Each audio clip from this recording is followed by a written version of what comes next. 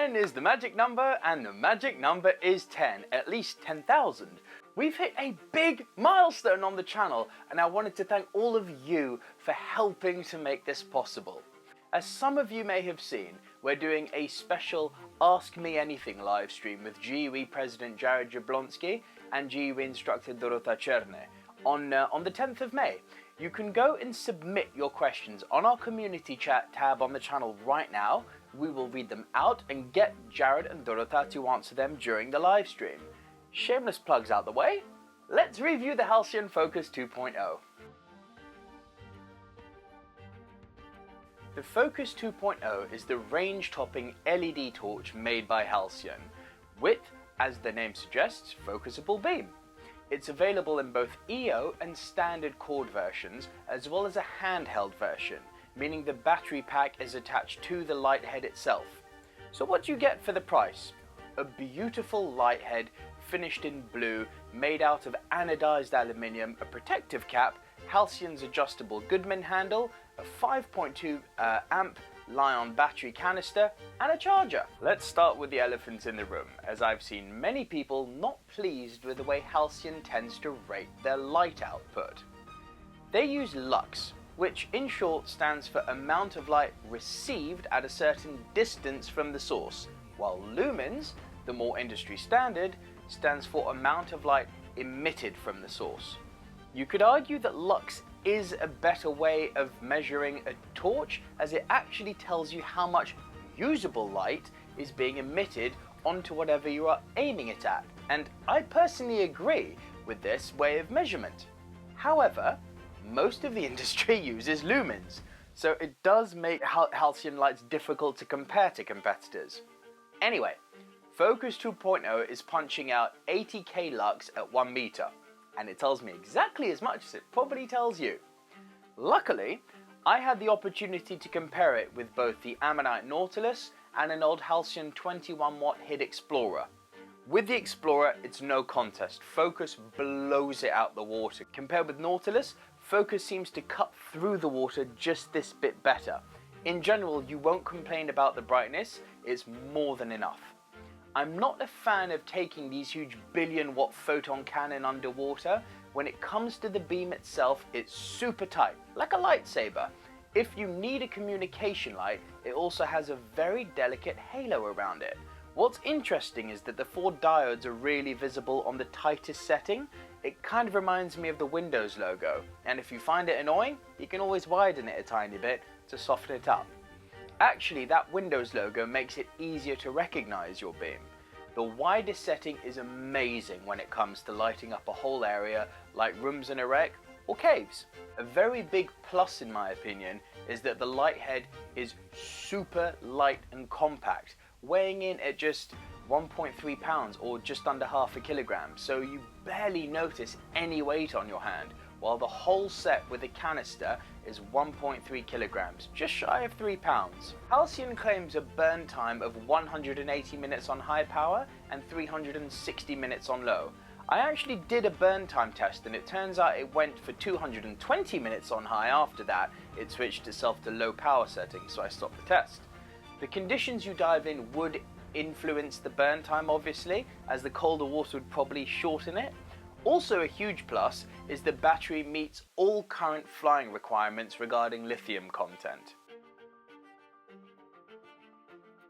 I really like the design of it. It's slim and it's pretty, if that's something you would pay attention to. I do, I like pretty things. The body is finished in nice blue anodized aluminium, as I mentioned, which unfortunately is quite prone to scratches. If you are after this battle-hardened look, you're going to get there sooner than later. Apart from that, it feels robust and solid. Detailing is beautiful also.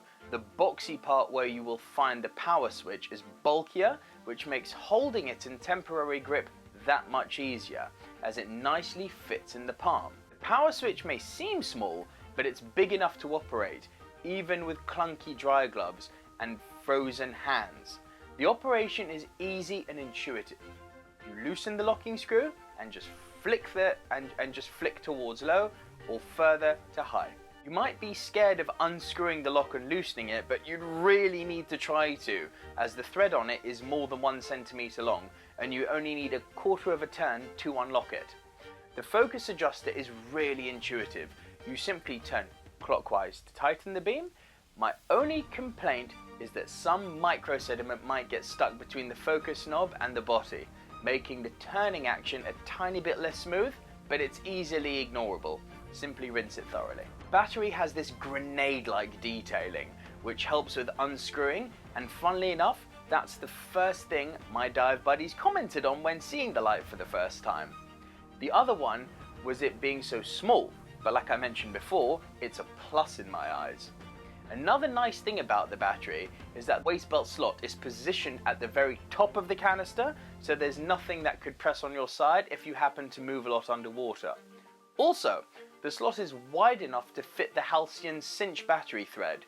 The cord has a nice thickness to it. It's not flimsy and just flapping all over the place. It has a certain weight and stiffness, so it's nice and streamlined underwater. Now the adjustable Goodman handle. See, I have a love-hate relationship with it. The big plus is the fact that you don't need any screwdriver to adjust it when it comes to both widening of the grip as well as height. You can operate it underwater without issue, and you can also simply use it as a lens protector while traveling, but it has many disadvantages as well. The biggest one being the fact that because of the adjustability, they left an opening on the side of the body, and if you are unlucky enough, you will catch things with it, be it a line or a long hose if you have it clipped off in temporary position. Second thing is the flimsy thumb loop. It's a 3mm bungee cord which just does not provide the stability I'd like from a thumb loop.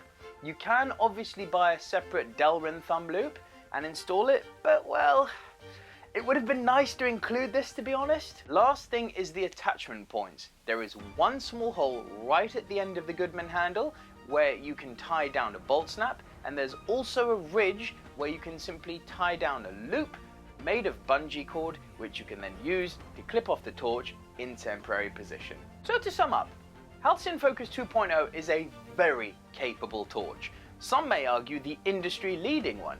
In my personal view, it's completely worth buying and everything is just right, aside from a few grievances with the Goodman handle.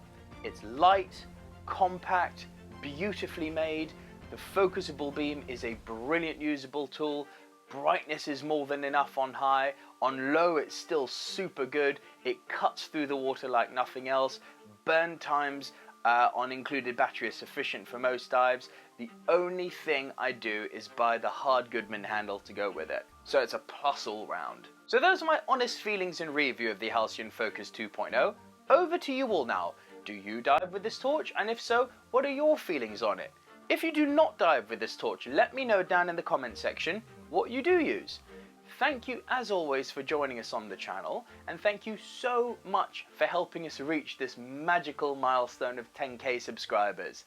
And I'll see you all on the next video.